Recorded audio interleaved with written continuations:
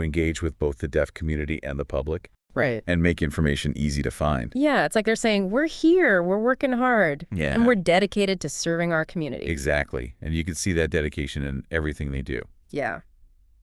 We've talked a lot about the professional side of things. Right. But what about the personal side? What are some of the challenges and rewards that interpreters face day to day? Well, one of the biggest challenges is the emotional toll it can take. Okay.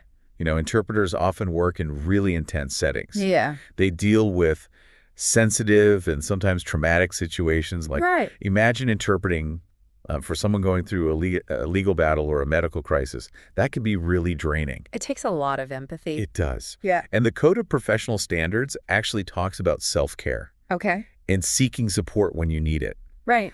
It recognizes that interpreters are human beings too, and they have their own emotions and limitations. Right.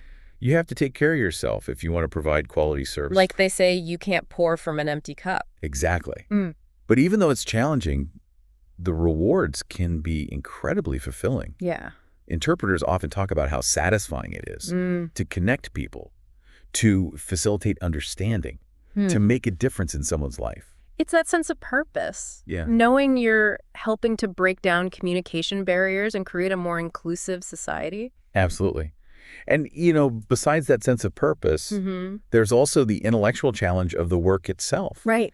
Keeping up with multiple languages and different cultures, conveying all those subtle nuances of tone and intention. It's a constant learning process. It is. You never stop learning. That's right. It keeps you engaged and mentally sharp. It's almost like you're a detective.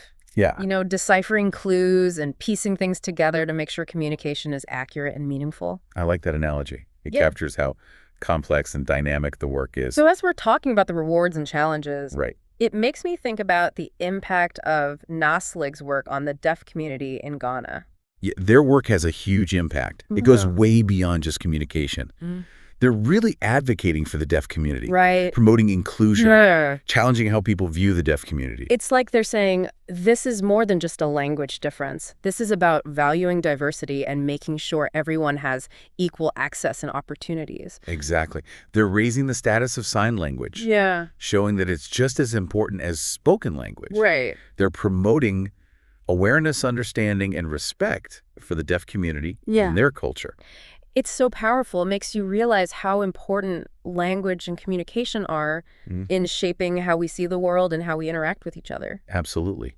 And NASLIG shows how language can bring people together, create inclusion, and build a more equitable and compassionate world. It's really inspiring. Now, I know we talked a little about NASLIG's advocacy work, but I want to learn more about their initiatives. What are they doing to promote inclusion? Well, one of their main goals is to raise awareness about the deaf community and their needs, through public education campaigns, workshops, and partnerships with other organizations. Okay. And they also work with the government to advocate for policies that promote accessibility and inclusion.